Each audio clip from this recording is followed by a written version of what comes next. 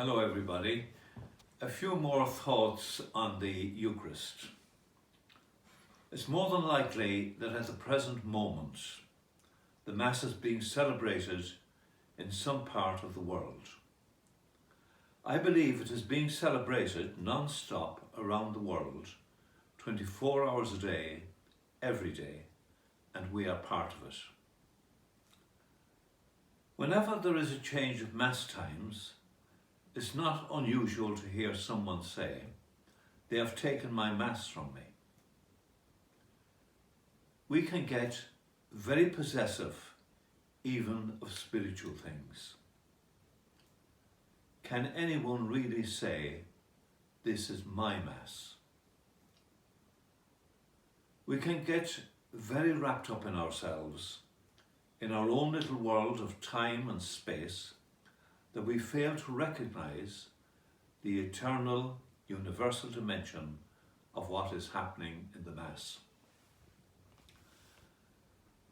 We are prevented from seeing the awesome mystery we are being invited to enter. We are so caught up in space and time that we see the crucifixion as something that happened at a particular time 2,000 years ago and in a particular place, Jerusalem. It happened long ago and for most of us far away. We're sorry it happened. We may think of it a lot. We may use pictures and crucifixes to help us remember it. Hopefully, we try to learn from it and realize how much God loved us. But as far as we are concerned, it is a past event. It happened once and now it's over. The problem is that God doesn't see it that way, and neither does the Church. There is no time with God. With the Lord, one day is like 1,000 years, and 1,000 years are like one day. The Church has always taught that God is unlimited, so he transcends time and space. God sees everything, past, present and future, all at once. For God, everything is always present. God lives in the eternal now. How does this relate to the crucifixion? The Church makes it clear that Christ's passion, death, resurrection, ascension should not be viewed as separate events, but rather as one unique event which the Church calls the Paschal Mystery.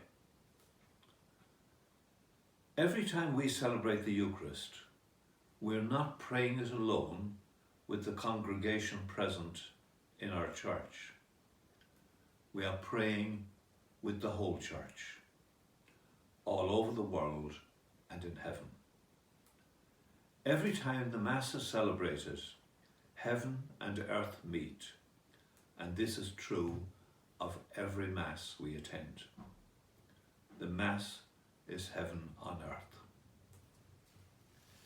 In celebrating the Eucharist, the priest is not saying his own individual Mass, but through his complete and personal identification with Christ, is able to represent the one eternal Mass. During each celebration of the Mass, we are lifted out of time and into eternity with the angels and the saints in the one divine liturgy that is being continually celebrated in heaven, as Christ offers his once-for-all sacrifice to the Father. The priest is united to the Eucharist in such a unique and exceptional way that he receives a specific sacramental identification with Christ that enables him to offer the holy sacrifice in the person of Christ. Pope St. John Paul II explains that the priesthood is inseparably linked to the Eucharist. To the priest has been given the most unique of all privileges, together with a profound responsibility, for there can be no Eucharist without the priesthood, just as there can be no priesthood without the Eucharist. Through the Eucharistic sacrifice, the entire created universe is united. Pope St. John Paul II explains, the Eucharistic sacrifice is a single sacrifice that embraces everything. It is the greatest treasures of the Church, an inexpressible gift. Thank you for listening, and God bless you.